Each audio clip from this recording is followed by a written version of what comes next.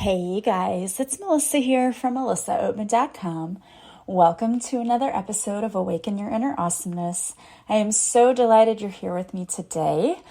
Today I'm going to be talking to you guys about not falling back into old patterns of behavior. But before I get started with today's topic, I really wanted to just say something to you to remind you that you should always be proud of who you are. There is always someone who is wishing they could be in your spot. And I just wanted to bring this up because I had something happen to me today. I had a young man reach out to me. He wanted to be on my podcast, and he'd actually placed an ad for his podcast on my podcast before. And then he reached out and said, could I possibly be a guest on your podcast? Because I feel like we have a lot of things aligned and I would offer great value to your listeners. And I took a look at his podcast and I thought, yeah, we are aligned in a lot of ways. I said, sure, I would love that. So it was so cute. We did the interview and he just kept saying, how did you grow your podcast like this? How did you do this? How did you do that? And this is so great what you're doing. And it was almost like having like a fan, which was really funny because to me, like, I'm just me, right? Like, I'm just here grinding out these podcasts, putting them out, doing what I do, not really thinking about it too much. And to have him look up to me like, how did you get this far? How did you do this? And it's usually me the other way around, like asking people like, what do you do? How are you doing this? So I thought it was really cute and funny, but also gave me this perspective of really there are other people who wish they could be where you are. So always be appreciative of who you are and how far you've come, because you never know what other people may be going through and that they may be looking up to you. And it's true. I always used to have my cousins, they were like my two cousins, they just looked like they had it all together, right? They were the moms who made the cupcakes with the decorations on top or did the crafty things, and at everyone's birthday party, you had little takeaway crafts that they had done. And I remember being like a hot mess mom of twins who could barely keep it together to even have a birthday party, thinking like, I'm so jealous. I wish I could be that mom. I don't know how they have it all put together, and just feeling like crap that I was a bad mom because I didn't have those little handicrafts at the birthday party. We would do our birthday parties like sometimes at Chuck E. Cheese or here or there, and they provided all those things, but I didn't make any of those things. I didn't do the cupcakes that had the faces or anything like that. So I always felt like such a bad mom. And I remember talking to my cousins and like, how do you do it? Like, what do you're so put together. And they were not put together in other ways. So they were really good at doing those kinds of things. But then there were other things that they weren't able to do very well. And we had this whole conversation and they're like, yeah, but you're so good. Like, you went out and you got your degree and you did this while you were still a mom. So it was funny because we had this whole conversation, like we were all really good in different areas of our lives, but none of us were totally put together in every area of our lives. So I say that as a reminder to you that people put their best foot forward. You don't see everything. We just see the best parts of people. So don't compare yourself or feel the need to compare yourself, because you may be who someone else compares themselves to, right? Like, oh, I wish I could be like that person. They're so with it and put together. I just wanted to say that because I got that little reminder. I thought it was really cute and really funny, but it also reminded me that, hey, you know what? You may not be where you want to be, but you're a lot farther than you used to be. And you're where this person is striving to be now. So appreciate that and take time to really applaud your accomplishments. So I wanted to give you that reminder too. Make sure that you are always applauding how far you've come and being appreciative for where you are now, because we don't start where we end, right? It's a journey. And be appreciative of how far you have come, and that there are probably people out there who look up to you. All right, so that leads me to today's topic, which is all about how not to fall back into old patterns of behavior, because it is so easy to do. Behavior patterns are ingrained in us, and the bad thing is that our brains don't like change. Our brains always want to continue doing the thing we've always done because it's safe, it's what we know. And so it's easy to just revert back to something that's comfortable. But it's not the best thing for us. And I'm going to, again, use the situation that happened to me in my life to prove to you that it is still a struggle every day for me not to fall back into old patterns of behavior. So my example has to do with finances. This has always been an area for me where I have struggled. I really have. I've struggled with the fear, this unknown fear that something's going to happen and that I'm not going to have enough. And that's never been the case, like never. There's never been a point in time, even when I didn't have a lot, where I didn't have enough. The universe has always provided for me, and I've always seen proof of that. I can look back at my life and see times where, yes, maybe there was a struggle. Yes, maybe I had to work a little bit harder. But there were always provisions for myself and for my family. And the universe always sent people into my life to help me.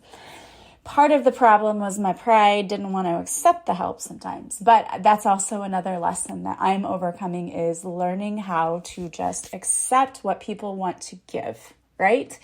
The universe always wants to give, and the universe uses people to do that.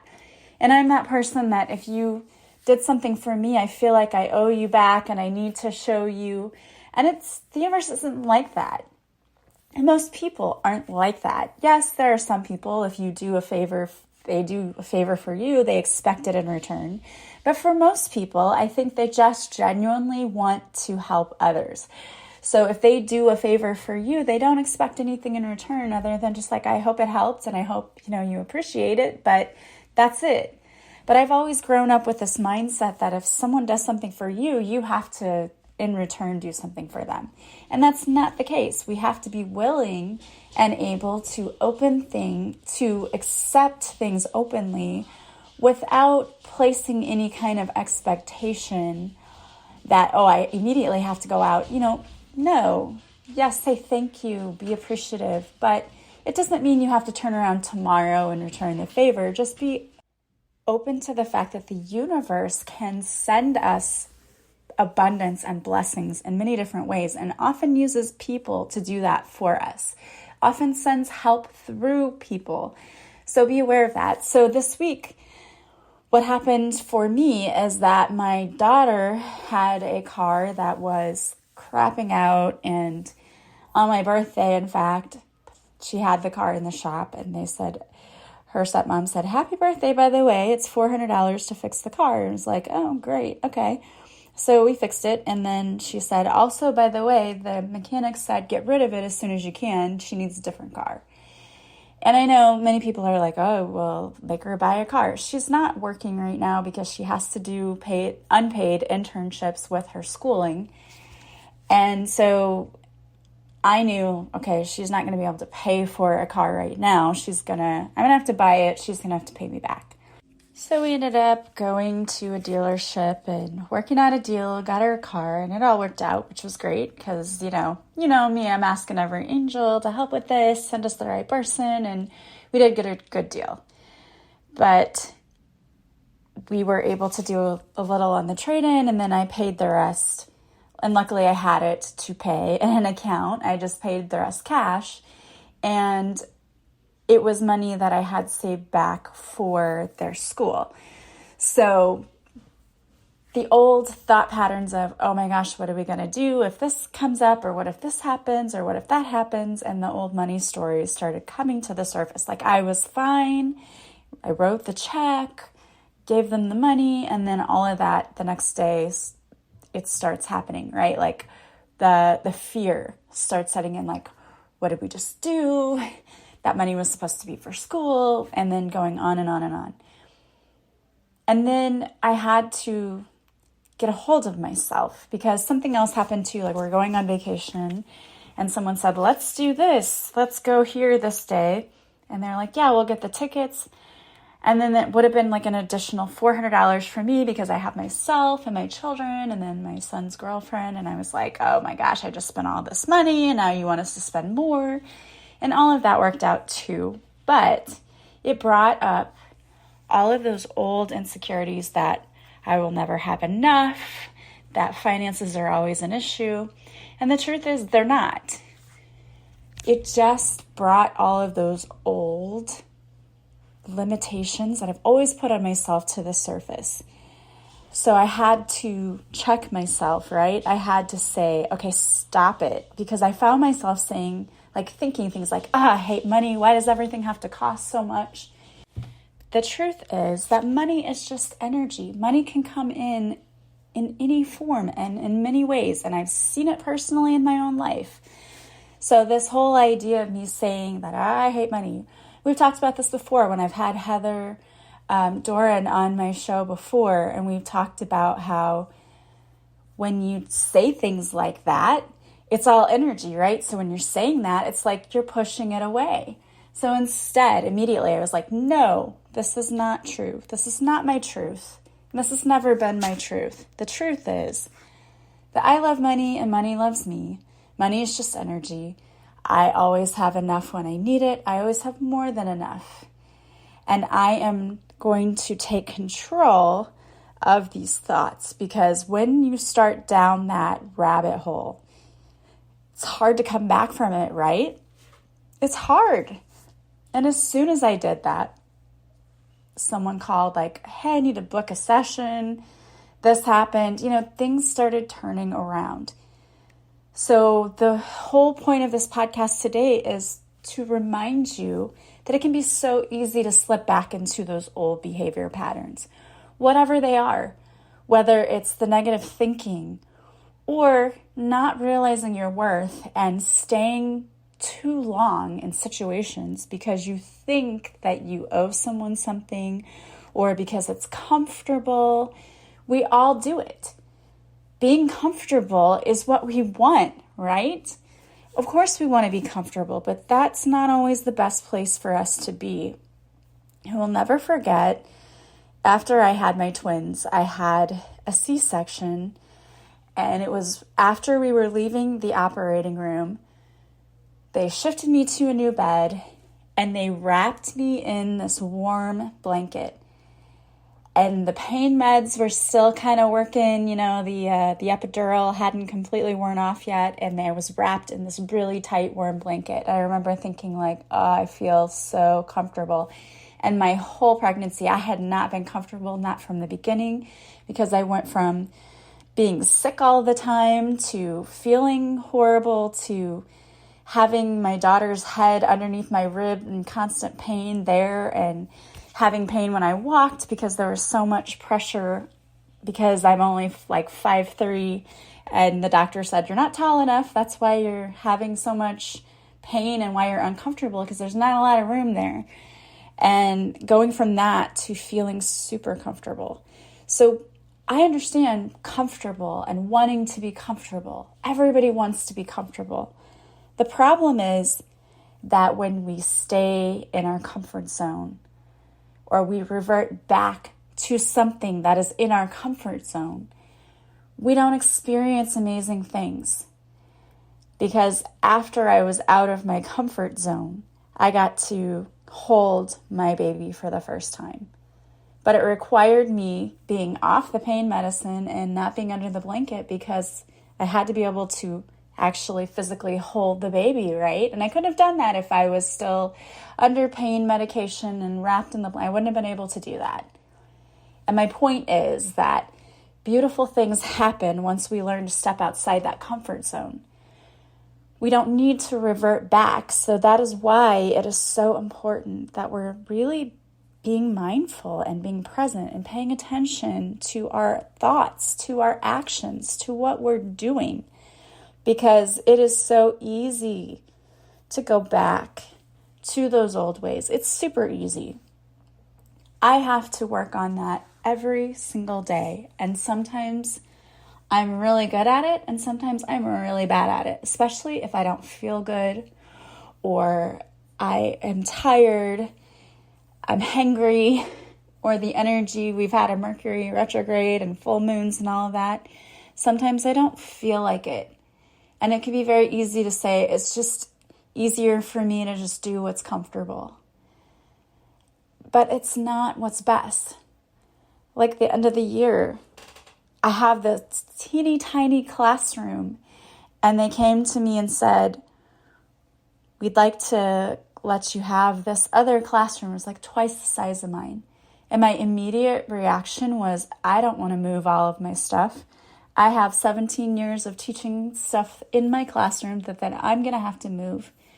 But instead of going with that, I said to them, okay, well, can we just move these desks and cabinets without having to empty every single thing out? And they said, yeah, we can. We can pull, just pull the things off your wall. We'll try to make things easier. We came up with workarounds, and I spent the last day of school excitedly setting up a classroom like it was my first year of teaching. And it was actually a really cool thing. And it's a cool thing to know that I'm going to have all of this space. But if I were just to stay comfortable and to continue to do all the things that I always do, I would have said no. And I would have stayed in that really small classroom away from everyone, being isolated. And here, not only do I have a bigger classroom, I actually have someone next door to me, and it's one of my coworkers in my department that I really like, and she came over and helped me move things and was helping me a lot, helped me hang my flags. And that's the most, honestly, contact with another teacher I've had in the years I've been there, because I'm just so isolated where I was. And immediately I'm like, this was a great move. This was a good idea. Would I have known that if I just would have gone back to what I know how to do and what's comfortable and what's the least amount of work? No, I would not. So I challenge you today to take a look at your life. Where are you reverting back to doing what's comfortable? Stop doing that. Try something new. If things aren't working out the way you wanted them to, why not? Is there something maybe that you should be doing that's going to force you to step outside that comfort zone? Well, then do it. Try it and see what happens. You've got nothing to lose, but a lot to gain. And I don't think this was any coincidence. This week, as I was panicking for no reason, I had ordered some new cards, some new decks, as most of you know, because I started using them for the readings I was doing. And this is so unusual, but one of the people, it was a small business who sent the decks, put their business card, they attached it to an oracle card, and it's just an extra oracle card that it wasn't from any of the decks that I ordered, it was just a card. But they stuck their business card to the card. But the reason that I'm bringing this up is the card itself. It was almost like the universe knew, like, you're going to need this. You're going to need this card this week. So this is the card I'm choosing to read for you guys today. And it is Face Your Financial Fears. Amazing, right? I didn't pay any attention to this card, really, until all of this stuff happened. I'm like, oh my gosh. This card is Face Your Financial Fears. It's exactly what I'm having to do this week. And it says, when you're honest with yourself about your fears of success or failure, they can no longer control you. Be free of hidden fears by exposing them to the light of awareness, and you'll realize that you, in fact, have nothing to fear, and that every successful person has struggled with and released these self-doubts. I love that. And it's true. There's nothing to fear. So unless you push yourself outside of that comfort zone, you're never going to know what is waiting on the other side for you. All right, guys. Well, I want to thank you so much for being here with me. I hope you guys have a beautiful day from wherever you're listening. As always, I am sending you so much love and light, and I will talk to you soon. Bye, guys.